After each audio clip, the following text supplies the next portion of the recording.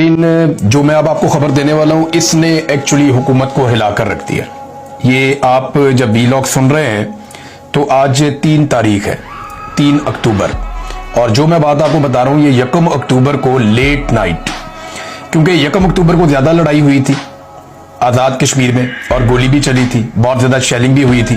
फिर कल का दिन जो 2 अक्टूबर का है उसमें बहुत बड़े बड़े काफिले हमने मुजफ्फराबाद की तरफ बढ़ते हुए देखे, और कल हंगामी तौर पे हुकूमती मुज़ाकराती टीमें फौरी तौर पे आजाद कश्मीर पहुंची और उन्होंने जो कमेटी के लोग हैं जो दूसरी जानिब से आए थे अवामी एक्शन कमेटी के, उनसे मुज़ाकरात भी किए। अब ये सब कुछ अचानक क्यों हुआ? ये परसों रात को जो इंटेलिजेंस एजेंसियों ने एक रिपोर्ट बनाई थी वो रिपोर्ट भिजवाई गई फौरी तौर पे इस्लामाबाद में। जब वो रिपोर्ट मौसूल हुई तो रात के वक्त वजीर आजम पाकिस्तान को जो है वो ये रिपोर्ट पहुंचाई गई, और उसके बाद आपने देखा कि वजीर आजम ने भी एक स्टेटमेंट जारी हुआ।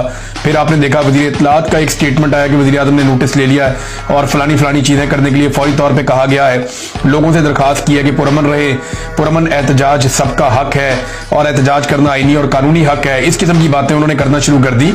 जो लोग उससे पहले धमकियां दे रहे थे, बार कुटाई की बात कर रहे थे, उससे पहले राणा सनाउल्लाह ने कहा था कि जी ये तो इंडियन एजेंट है, और जो टाउट्स हैं उनके जरिए से पाकिस्तान का जो एस्टेब्लिशमेंट का अपना डिजिटल मीडिया है या एस्टेब्लिशमेंट क्यों पहचाने जाते हैं, अब सब पता है, सबको आइडिया है कि ये अकाउंट पाकिस्तान की मिलिट्री एस्टेब्लिशमेंट डील कर रही है, ये उनके ईमा पे काम करते हैं।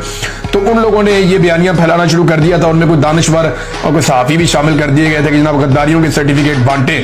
तो जो मुहिब्बे वतन कश्मीरी है उनके ऊपर ये भी किया जा रहा था। 1 तारीख को ये सब कुछ हो रहा था। 1 तारीख पे 29, 30 तारीख, फिर 1 तारीख, इसमें बहुत ज्यादा ताकत का इस्तेमाल किया गया 3 दिनों तक। जब भरपूर ताकत का इस्तेमाल किया तो 1 तारीख को जो रिपोर्ट बनी वो रिपोर्ट भिजवाई गई, फिर वजीर आजम को होश दिलाई गई। तो उसके बाद ये स्टेटमेंट आता है, और मेरी इतला के मुताबिक ये स्टेटमेंट सिर्फ वजीर आजम के नाम से जारी किया गया।